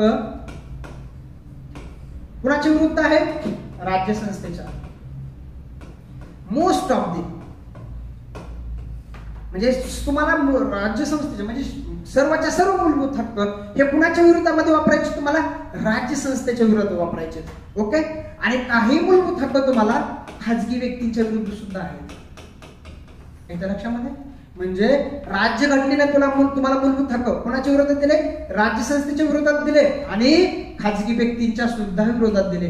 मग असे कोणते मूलभूत हक्क आहेत? आता सगळ्याच्या सगळे मूलभूत हक्क राज्य संस्थेच्या विरोधामध्ये आहेच आहेत, पण असे कोणते मूलभूत हक्क आहेत की जे राज्य संस्थेबरोबर खाजगी व्यक्तींना सुद्धा लागू आहेत? म्हणजेच काय की असे कोणते मूलभूत हक्क आहेत की राज्य संस्थेच्या मनमानी कृतीपासून लोकांचं संरक्षण करतात, पण खाजगी व्यक्तींच्या मनमानी कृतीपासून किंवा खाजगी व्यक्तींच्या मनमानी कृतीपासून सुद्धा जनतेचं संरक्षण करतात. असे कोणते मूलभूत हक्क आहेत? बघा याच्यामध्ये 17 आहे, 15(2) आहे. आपल्याला पुढे बघूयाच आपण 15(2) काय, 17 काय, 23 काय, 24 काय, हे सगळे मूलभूत हक्क आहेत. 15(2) काय सांगतो रे? प्रवेशाच्या जागा आणि वापराच्या जागा. प्रवेशाच्या जागा कुठं कुठं आपण प्रवेश करतो? मंदिर असेल, ओके, रेस्टॉरंट असेल, बाग बगीचे असेल, आणि वापराच्या जागा पानवट असतील वगैरे, ह्या सगळ्या गोष्टी म्हणजे वापराच्या जागा आणि प्रवेशाच्या जागा. इथं एखादा व्यक्ती विशिष्ट धर्मात जन्माला आला, जाती जन्माला आला, लिंग, स्त्री याच्यावरून त्याच्यावरती काही भेदभाव केला जाणारा नाही किंवा त्याच्यावरती निसमर्थता लादली जाणार नाही. मग खाजगी व्यक्ती पण नाही आणि राज्य संस्था पण नाही. 17 अस्पृश्यता ना अस्पृश्यता, खाजगी व्यक्ती पाळेल ना राज्य संस्था पाळेल. वेठ बिगारी आहे की नाही, ह्या सगळ्या गोष्टी आहेत. किंवा बालकामगार ना राज्य संस्था प्रोत्साहित करेल ना खाजगी व्यक्ती प्रोत्साहित करेल. म्हणजेच काय, असे मूलभूत हक्क राज्य संस्थेच्या मनमानी कृतीपासून जनतेचं संरक्षण करतातच, हे पलीकडे जाऊन खाजगी व्यक्तींच्या मनमानी कृतीपासून सुद्धा संरक्षण करतात. इथं सुद्धा एक प्रश्न विचारले 15(2), 17, 23, 24 हे मूलभूत हक्क राज्य संस्थेबरोबर खाजगी व्यक्तींना सुद्धा लागू होतात. म्हणजे ह्या मूलभूत हक्कांचं उल्लंघन जर खाजगी व्यक्तीने केलं, राज्य संस्थेने केलं, तर तुम्हाला आर्टिकल 32 आणि आर्टिकल 226 वापरण्यात येतो. आर्टिकल 32 सुप्रीम कोर्टामध्ये आणि आर्टिकल 226 हायकोर्टामध्ये जाऊन तुम्ही दाद मागू शकता. अजून एक गोष्ट बघा, जाता जाता एक गोष्ट क्लिअर करतो बघा, जाता जाता एक गोष्ट मला सांगा, मूलभूत हक्क कुणाच्या विरोधामध्ये आहेत? राज्य संस्थेच्या विरोधामध्ये. मग मला एक गोष्ट सांगा, राज्य संस्था म्हणजे कोण माहिती पाहिजे ना. मूलभूत हक्क कोणाच्या विरोधामध्ये? राज्य संस्थेच्या. मग राज्य संस्था म्हणजे नेमकं कोण हे माहिती पाहिजे ना. म्हणून मूलभूत हक्क किती किती 12 ते 35. मग मला सांगा, ऍक्च्युली 14 ते 32च मग मी सांगितलं. म्हणून तर सुरुवातीलाच भाग 12 मध्ये कशाची व्याख्या आहे? राज्य संस्थेची. मूलभूत हक्क कुणाच्या विरोधामध्ये? राज्य संस्थेच्या. मग राज्य संस्था म्हणजे नेमकं कोण हे माहिती पाहिजे ना. म्हणून कलम 12 मध्ये कोण? राज्य संस्था. राज्य संस्थेच्या विरोधामध्ये काय? मूलभूत हक्क वापरता येतील. त्या राज्य संस्थेनं तुमच्या मूलभूत हक्काचं उल्लंघन केलं तर ते तुम्हाला परत मिळवून घेता येतील. म्हणून ते कशा आहेत? न्यायप्रविष्ट आहेत, न्यायविचारणीय आहेत, जस्टिसेबल आहेत. म्हणून लगेच भाग 3 मध्ये काय केलं? ही राज्य संस्था ह्या मूलभूत हक्कावरती अतिक्रमण करू शकत नाही. केलं तर ते परत मिळवून दिलं जातील. म्हणून 12 आणि 13 कोरिलेटेड आहेत. येते लक्षात का? 12 आणि 13. मग इथं लगेच 14 आणि 32 येते लक्षामध्ये. हे फंडामेंटल राईट्स तुम्हाला दिले. पण 12 आणि 13 सुरुवातीला का टाकलं ह्याचं बेसिक कारण हे आहे मित्रांनो. येते लक्षामध्ये. पुढे बघूयात आपण. सगळ्या गोष्टी आहेत, सगळ्या गोष्टी देतो तुम्हाला, टेन्शन घ्यायचं नाही. मूलभूत हक्कांची वैशिष्ट्य त्यावेळेस आपण बघतो, त्यावेळेस आपण काय बघितलं रे? हे सगळं बघितलं. मूलभूत हक्क राज्य संस्थेच्या विरुद्ध आणि खाजगी व्यक्तींच्या कृतीपासून सुद्धा जनतेचे संरक्षण करतात. त्याच्यामध्ये आपण बघितलं 15(2), 17, 23, 24 हे सगळं आपण बघितलं. मूलभूत हक्कामध्ये दुरुस्ती करता येते का? यस, मूलभूत हक्कामध्ये दुरुस्त करता येते. यशवंत भारती केसनं सांगितलं तुम्ही मूलभूत हक्कामध्ये दुरुस्ती करा, घट घडवून आणा, हे की नाही, पण बेसिक स्ट्रक्चरला धक्का लावू नका. पुढे बघा, मूलभूत हक्क स्थगित करता येतात का रे? मूलभूत हक्क fundamental rights can be suspended. मूलभूत हक्क स्थगित करता येऊ शकतात. मूलभूत हक्क स्थगित करता येऊ शकतात. आणीबाणीच्या काळामध्ये आपल्याला बघायचंय, मग मी तुम्हाला सांगितलं होतं मूलभूत हक्क आणि आणीबाणी याचा संबंध आलेला होतो. ज्यावेळेस आणीबाणी टॉपिक शिकवेन त्यावेळेस त्या डिटेल्स मध्ये घेईन. 358 अँड 359 मी डिटेल्स मध्ये तिथे घेईन. 358 नुसार काय? कलम 19 चा प्रभाव आहे. कलम 19 जाते 358. पण काय आहे की नाही? अंतर्गत आणीबाणी आणि बहिर्गत आणि ज्यावेळेस बहिर्गत आणीबाणी लावली जाते त्यावेळेस 19 अंतर्गतची 6 स्वातंत्र्य आपोआप जातात. पण 359 नुसार जर आणीबाणी लावले तर 20 आणि 21 वगळता इतर मूलभूत हक्क जातात. त्याच्यामध्ये 32 प्लस इतर मूलभूत हक्क जातात. 32 प्लस इतर मूलभूत हक्क हे इन डिटेल्स मध्ये बोलू आपण. कुठं? आणीबाणी प्रत्येक आणीबाणी शिकवतात. राष्ट्रीय आणीबाणी मूलभूत हक्कावर काय परिणाम होतो, राष्ट्रपती राजवट मूलभूत हक्कावर काय परिणाम होतो, इन डिटेल्स मध्ये आपण आणीबाणी ह्या चॅप्टर मध्ये बघू. फक्त लक्षात घ्या की मूलभूत हक्क अमेरिकेमध्ये असलं काही नाही बरं का. अमेरिकेमध्ये मूलभूत हक्क सस्पेंडेड केले जाऊ शकत नाही, पण भारतामध्ये केले जातात. जरी मूलभूत हक्काची संकल्पना आपण अमेरिकेकडून घेतली असती तरी बेसिक डिफरन्स काय, अमेरिकेमध्ये मूलभूत हक्क सस्पेंड केले जाऊ शकत नाही, पण भारतामध्ये मूलभूत हक्क सस्पेंड केले जाऊ शकतात. ते काय, मग मूलभूत हक्क सस्पेंड करणारी भारतीय राज्यघटनेमधली 2 कलम 358 आणि 359. याच्या लक्षामध्ये पुढे बघा, बहुतेक मूलभूत हक्क आपोआप अंमलात येतात तर काहींसाठी कायदा करावा लागतो. म्हणजे असे मूलभूत हक्क आहेत, म्हणजे काही मूलभूत हक्क हे आपोआप अंमलात येतात, पण काही मूलभूत हक्क अंमलात येण्यासाठी राज्य संस्थेला कायदा करावा लागतो. फॉर एक्झाम्पल बघा, 14 अंमलात येण्यासाठी राज्य संस्थेने कुठला कायदा केला, 15 अंमलात येत असताना कुठला कायदा केला, 16 किंवा इतर अजून कुठले बघा. पण बघा ना, बाकी बालकामगार कायदा आहे, शिक्षण हक्क कायदा आहे, ओके, वेट बिगारी कायदा आहे, किमान मजुरी कायदा आहे. याच्या लक्षात 23 च्या अंमलबजावणी, 24 च्या अंमलबजावणी, आर्टिकल 46 च्या अंमलबजावणी, अॅट्रॉसिटी ऍक्ट. याच्या लक्षामध्ये म्हणजे काय, सांगण्याचा उद्देश एवढाच आहे की काही मूलभूत हक्क हे आपोआप अंमलात येतात तर काही मूलभूत हक्क अंमलात येण्यासाठी राज्य संस्थेला काय करावं लागतो रे, कायदाच करावा लागतो. ओके, अजून पुढे बघणारच आहे, पण हे 12 आहेत बघा. आणि अजून बघा पुढे, मूलभूत हक्क व मार्गदर्शक यांच्यात संघर्ष निर्माण झाल्यास कुणाला प्राधान्य दिले जाते, मूलभूत हक्कांना प्राधान्य दिले जाते.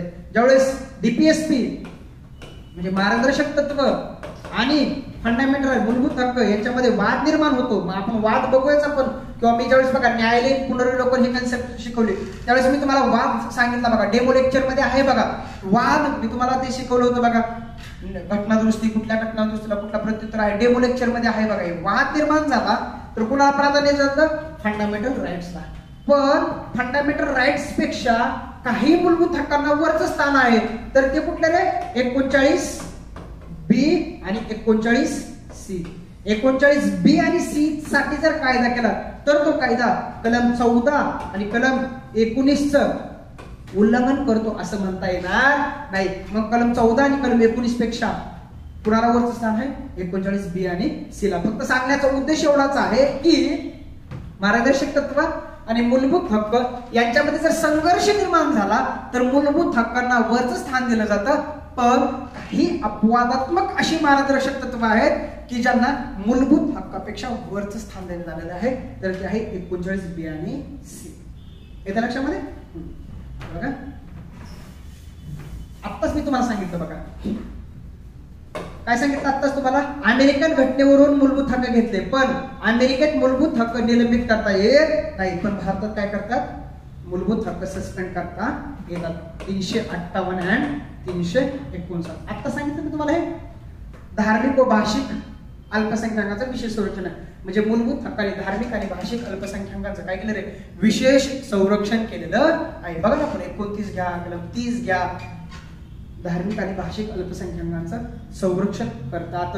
किंवा धार्मिक अल्पसंख्याक असतील, भाषिक अल्पसंख्याक असेल, यांना अल्पसंख्याक शब्दाची व्याख्या भारतीय राज्यघटनेमध्ये दिलेली नाही, पण अल्पसंख्याक ठरवण्याचा एकतर ते धार्मिक अल्पसंख्याक असू शकतो किंवा एकतर भाषिक अल्पसंख्याक असू शकतो. ह्या दोघांनाही संरक्षण देण्याचं काम आपल्या भारतीय राज्यघटनेने केलेलं आहे. आपण ते पुढे बघूया. फक्त जाता जाता एवढंच लक्षात घ्या की मूलभूत हक्काची वैशिष्ट्य हा खूप खूप खूप खूप महत्वाचा टॉपिक आहे की ज्याच्यावरती आयोग तुम्हाला प्रश्न विचारतं. आपण पहिल्यांदा काय बघितलं तर घटनेचा अविभाज्य भाग आहे, त्याच्यामध्ये तुम्हाला जर दुरुस्ती करायची असेल तर तुम्हाला 368 अंतर्गतच दुरुस्ती करता येते, ते पण बेसिक स्ट्रक्चरला धक्का न लावता. म्हणजे 1 नंबरचा टॉपिक आणि 10 नंबरचा मुद्दा कोरिलेट करा. त्यानंतर घटनेचा सर्वात विस्तृत भाग आहे, आपण बघितलं ते केवळ नैसर्गिक हक्क नव्हे तर त्यांना काय मूलभूत हक्कांचं स्थान देण्यात आलेलं आहे. ओके, काही हक्क हे केवळ नागरिकांनाच उपलब्ध आहेत, काय 15, 16, 19, 29, 30. आणि काही मूलभूत हक्क मित्र परकीयांना सुद्धा आहेत, शत्रू परकीयांना नाही. त्याच्यामध्ये आपण बघितलं हे 14, 20, 21, 21, 22, 23, 24, 25, 26, 27 आणि 28. पुढे आपण बघा नकारात्मक आणि हकारात्मक. म्हणजे काही मूलभूत हक्क सकारात्मक अप्रोच दर्शवतात, तर काही मूलभूत हक्क राज्यसंस्थेचा नकारात्मक अप्रोच दर्शवतात. म्हणजेच काय, 20 आणि 21 राज्यसंस्थेला काही गोष्टी करण्यापासून थांबवतात, नकारात्मक स्वरूप आहेत, आणि बाकीचे काय आहे, बाकी इतर जे हक्क आहेत ते सकारात्मक स्वरूप दर्शवतात राज्यघटनेचं. म्हणजे नकारात्मक आणि सकारात्मक स्वरूप बघितलं आपण. अमर्यादित नाहीत म्हणजेच कसे आहेत ते क्वालिफाईड. मग कसे नाहीत ते ऍब्सोल्यूट. म्हणजे मूलभूत हक्क ऍब्सोल्यूट नाहीत, पण ते कसे आहेत, क्वालिफाईड आहेत. म्हणजेच काय, त्याच्यावरती काही मर्यादा आहे. न्यायप्रविष्ट वगैरे आपण बघितलं. राज्यसंस्था पण खाजगी व्यक्तीच्या असंगत कृतीपासून संरक्षण करतात, ते आपण बघितलं. मूलभूत हक्कामध्ये दुरुस्ती करता येते, तेही आपण बघितलं. मूलभूत हक्क स्थगित करता येतात, 358 359 तेही आपण बघितलं. बहुतेक मूलभूत हक्क आपोआप अंमलात येतात, तर काहीसाठी काय करावं लागतं, कायदा करावा लागतो, तेही आपण बघितलं. हे 13, 14, 15 आणि 16 हेही आपण व्यवस्थित पद्धतीने बघितलेलं आहे. विद्यार्थी मित्रांनो, आतापर्यंत आपण काय काय बघितलं बघा. ह्याच्यामध्ये बघा, आपण काय काय बघितलं आतापर्यंत. मूलभूत हक्काची वैशिष्ट्य बघितली आपण. काय बघितलं अजून, मूलभूत हक्काचा इतिहास, मूलभूत हक्काचे प्रकार, मूलभूत हक्काचं महत्व, 4 घटक बघितले आपण. आता ह्याच्यावर आपण काय बघू, प्रश्न बघू, कशा प्रकारे मध्ये याच्यावरती प्रश्न विचारलेले आहेत. ओके, बघा तुम्हाला समजून येईल. वनसेवा मुख्य 2019 प्रश्न आहे बघा. मूलभूत हक्क आणि महाराजांच्या संबंधात खालीपैकी कोणते विधान बरोबर नाहीत, कोणती विधान बरोबर नाहीत असा प्रश्न विचारलाय. बरोबर नाहीत, बरोबर नाहीत म्हणजे काय रे, चुकीची आहेत. ओके, मूलभूत हक्क न्याय विचारणीय आहेत, तर मार्गदर्शक तत्वे न्याय विचारणीय नाहीत. ओके, बरोबर नाहीत म्हणजे चुकीचं शोधायचंय. आता एक गोष्ट सांगा, बरोबर नाहीत म्हणजे काय, चुकीचं आहे. मला सांगा, मूलभूत हक्क न्याय विचारणीय आहेत, तर मार्गदर्शक तत्वे न्याय विचारणीय, वाक्य बरोबर आहे का चुकीचं आहे, बरोबर आहे. मग तुम्हाला ते पर्याय असायला पाहिजे का, इथं बरोबरचा पर्याय आहे. ओके, हे इथं बरोबर आहे. आता बघा, जर या दोघांमध्ये संघर्ष निर्माण झाला तर साधारणपणे मूलभूत हक्कांना महाराष्ट्रापेक्षा जास्त प्राधान्य दिलं जातं. बरोबर आहे, हे वाक्य बरोबर आहे. म्हणजे ब सुद्धा बरोबर आहे, ब सुद्धा बरोबर आहे. राहिलं काय, सगळेच उत्तर बरोबर असतील ना. आता बघा, राज्यघटने अनुच्छेद 31 अन्वये काही मार्गदर्शक तत्वांना मूलभूत हक्कांपेक्षा जास्त प्राधान्य दिलेलं आहे. म्हणजे सगळी काय असतील तुमची बरोबर असतील. बाय एलिमिनेट पण तुम्ही गेला जाऊ शकता. ओके, सगळी वाक्य बरोबर आहेत. बघा, मूलभूत हक्काच्या वैशिष्ट्यावरती प्रश्न होता. कशा प्रकारे प्रश्न विचारलाय बघा, वनसेवा मुख्य 2019 ला. अजून बघा, हे वनसेवा मुख्य 2019 चा प्रश्न आहे ते बघा. मूलभूत हक्क आणि महाराजांच्या संबंधात खालीपैकी कोणते विधान बरोबर नाही, बरोबर नाहीत म्हणजे काय, चुकीचं आहे. बघा, मूलभूत हक्क न्याय विचारणे तर मार्गदर्शक न्याय विचारणी नाही. जर या दोघांमध्ये संघर्ष निर्माण झाला, मूलभूत हक्कांना मार्गदर्शकांपेक्षा प्राधान्य राज्यघटनेचे. बघा, हा सुद्धा प्रश्न रिपीट आहे, रिपीट प्रश्न आहे. ओके, पुढे जसाच तसा प्रश्न आहे. 25 ते 28 वनसेवा मुख्य 2019, 25 ते 28. मला सांगा, फक्त भारतीय नागरिकांनाच उपलब्ध असणारे कोणते हक्क आहेत रे, मला सांगा. 15, 16, 19, 29 आणि 30. मला सांगा, ह्याच्यामध्ये कुठेतरी 25 ते 28 आहे का. मग 25 ते 28 भारतीयांना पण आणि परकीयांना पण. असं म्हणू शकतो का की 25 ते 28 केवळ भारतीय नागरिकांनाच उपलब्ध आहेत, नाही. केवळ भारतीय नागरिकांना कुठे उपलब्ध आहेत, 15, 16, 19, 29 आणि 30. ह्या 4 नंबर बघा. 25 ते 28 या अनुच्छेदांतर्गत मिळणारे अधिकार केवळ भारतीय नागरिकांनाच उपलब्ध आहेत. वैशिष्ट्यावर सुटला का प्रश्न, शिकवलं होतं का नव्हतं. हे मित्र बाकी मी वाचत नाही, तुम्ही नंतर वाचा. पण मला फक्त सांगण्याचा उद्देश एवढाच आहे की वैशिष्ट्य जर तुम्हाला व्यवस्थित माहिती असतील तर प्रश्न सुटतात. ओके, पुढे जाऊया मी. भारतीय संविधानाचे मूलभूत अधिकारावर कोणतं विधान योग्य शोधा. ओके, योग्य शोधा म्हटलंय. भारतातील सर्व व्यक्तींना, भारतीय नागरिकांना, परदेशी व्यक्तींना शिक्षणाचा अधिकार उपलब्ध आहे. अनुच्छेद 20 आणि 21 मधील मूलभूत अधिकार हे राज्याने विशिष्ट प्रकारची कृती करू नये अशी ताकीद आहे. त्यामुळे या अधिकाराचं स्वरूप कसं आहे, नकारात्मक आहे. आताच मी शिकवलं ना, मूलभूत हक्काचं सकारात्मक स्वरूप आणि मूलभूत हक्काचं नकारात्मक स्वरूप. 20 आणि 21 मूलभूत हक्काचं काय, नकारात्मक स्वरूप आहे, आणि इतर मूलभूत हक्क कसे आहेत, सकारात्मक स्वरूप आहेत. बघा मित्रांनो, हे आताचे 19 मध्ये प्रश्न आहेत. हे 18-19 मध्ये प्रश्न मी तुमच्या समोर दाखवतोय. फक्त सांगण्याचा उद्देश एवढाच आहे की आपण विथ ट्रॅक वरती शिकवत आहोत, फक्त प्रश्न दाखवतोय. येत्या लक्षामध्ये, आपण गीताच्या बाहेर प्रश्न जाणार नाही. पुढे बघा, अजून मूलभूत हक्कांच्या संदर्भात योग्य विधान शोधा. टॅक्स स्टेटमेंट 2021 योग्य विधान शोधा. ओके, योग्य. सर्व मूलभूत हक्क हे नकारात्मक स्वरूपाचे. सर्व मूलभूत हक्क नकारात्मक आहेत का रे, सर्व आहेत का रे. आताच मी सांगितलं ना, काही हक्क आहेत म्हणे, आताच झालं. मूलभूत हक्काच्या बाबतीत न्यायालयात दाद मागता येत नाही, दाद मागता येत नाही. दाद मागता येत नाही 32,226 मूलभूत हक्क आणीबाणीच्या काळात स्थगित केले जाऊ शकतात. आर्टिकल 358 आणि आर्टिकल 359. मित्रांनो हे आहे बरं का लेवल, ही लेवल आहे, ही लेवल तुम्हाला गाठताच आली पाहिजे. मग योग्य पर्याय काय? योग्य पर्याय काय? फक्त कुठं आहे बघा. ओके पुढे बघा. अजून मूलभूत हक्काच्या सर्वात बरोबर असलेली विधाने शोधा. बरोबर असलेली विधाने शोधा. बघा ते न्यायालयामार्फत प्रत्यक्ष आणता येतात 32,226. ते निरंकुश अनिर्बंध आहेत. बघा निरंकुश अनिर्बंध आहेत तर आहेत का? निरंकुश म्हणजे त्यांच्या कोणत्याच मर्यादा नाही असं आहे करे आहेत ना, म्हणून तर त्याला म्हटलं ना आपण इट इज क्वालिफाईड. बघा ब चुकीचं आहे. ब कुठं आहे बघा, बैतमध्ये आहे, बैत आहे. ओके अजून बघा ते केवळ भारतीय नागरिकांसाठी, केवळ भारतीय नागरिकांसाठीच आहेत का रे? नाही. ओके ड पण बघा, ड चुकला इथं, ड गेलेला आहे, ड गेलाय, ड गेलाय. ओके आणि इथं ब पण ऑलरेडी गेलाय, म्हणून तुमचं उत्तर काय असेल? अ आणि क. इलेमिनेशन याला म्हणतात बरं का. ड चुकीचा आहे. ड कुठं आहे? इथं आहे, ड इथं आहे. म्हणून 1 आणि 3, 1 आणि 4 कटला. आता तुमचं उत्तर 2 आणि 3 मध्ये पाहिजे. इथं अ आणि क कॉमन आहे, इथं अ आणि क कॉमन आहे, मग ब चुकीचं आहे. उत्तर काय राहिलं? अ आणि क. वाचायचं सुद्धा नाही, याला म्हणतात इलिमिनेशन मेथड. कशी वापरायची इलिमिनेशन मेथड समजली का? टाइम रिड्यूस करायचा, टाइम रिड्यूस. ओके पुढे बघा. राज्यसभा मुख्य 2017 खालीपैकी कोणते विधान बरोबर नाहीत? बरोबर नाहीत म्हणजे काय? चुकीचं आहे. मूलभूत अधिकार हे मार्गदर्शक तत्वांपेक्षा कायदेशीरदृष्ट्या श्रेष्ठ आहेत ना. संसद काही विशिष्ट मार्गदर्शनाच्या अंमलबजावणीसाठी मूलभूत अधिकारामध्ये बदल करू शकते का? करू शकते ना. आता सांगितलं 39B 39C. राष्ट्रीय आणीबाणीच्या काळात ती कोणत्या कारणास्तव अंमलात आहे याचा विचार न करता अनुच्छेद 19 निलंबित होतो. बघा कोणत्याही, बघा कोणत्या कारणास्तव अंमलात आहे म्हणजे राष्ट्रीय आणीबाणी कोणत्या कारणास्तव अंमलात आहे याचा विचार न करता 19 निलंबित होतो. अरे असं आहे का? आर्टिकल 19 कधी आणीबाणी, कुठल्या आणीबाणी? बाह्य आणीबाणी, अंतर्गत आणीबाणी, ठीक नाही. बाह्य आणीबाणी युद्ध आहे, परकीय आक्रमण आहे, या कारणास्तवच आर्टिकल 19 जातो. अंतर्गत कारणास्तव सशस्त्र उठाव 19 जात नाही. मग 3 चुकी लागणार रे, बरोबर नाही म्हणजे चुकीचं आहे. मित्रांनो हे लक्षात ठेवा.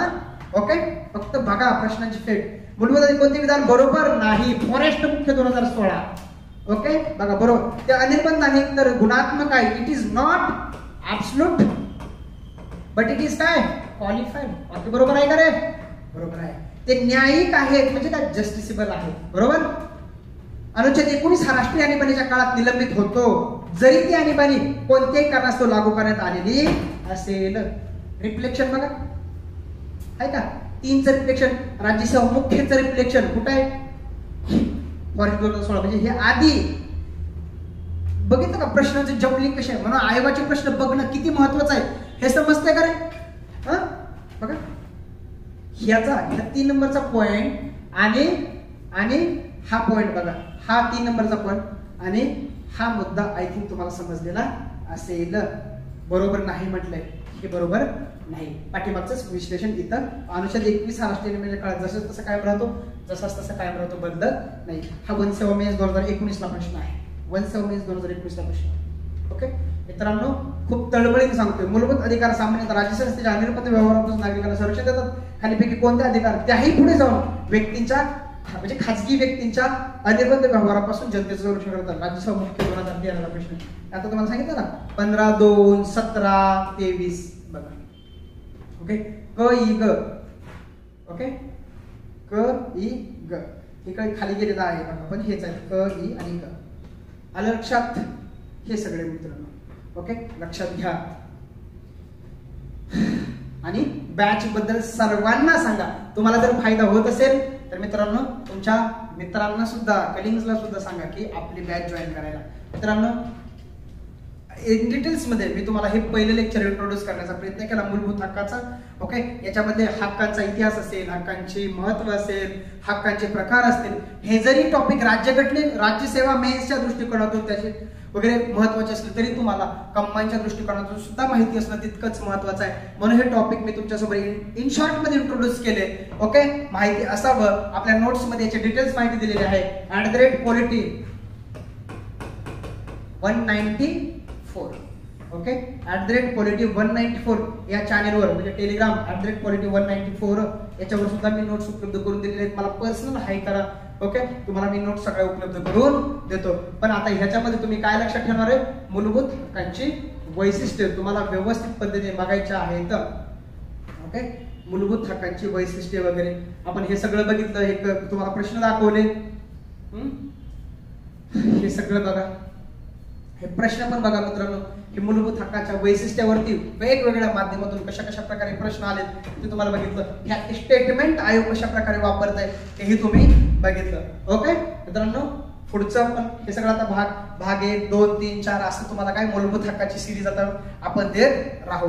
ओके फक्त काही मित्र आपले एकदमच सगळे लेक्चर बघतात असं मित्रांनो करू नका. जसा तुमचा अभ्यास होईल तशी तुम्ही रोज 1 2 असे लेक्चर बघत चला. रोज सगळे लेक्चर बघितल्याने मित्रांनो फायदा होणार नाही. ओके जसा तुमचा अभ्यास होईल तसे तुम्ही काय बघा, लेक्चर्स बघा, टॉपिक वाचा, नोट्स अपडेट करा. ओके आयोगाचे प्रश्न बघा, आपले टेस्ट सोडवा. ह्या माध्यमातून मित्रांनो पुढे जाऊ. पैकीच्या पैकी गुणांचा समाधान कोकाटे पॅटर्न तुम्हाला निश्चितच फायदेशीर ठरेल. ओके धन्यवाद.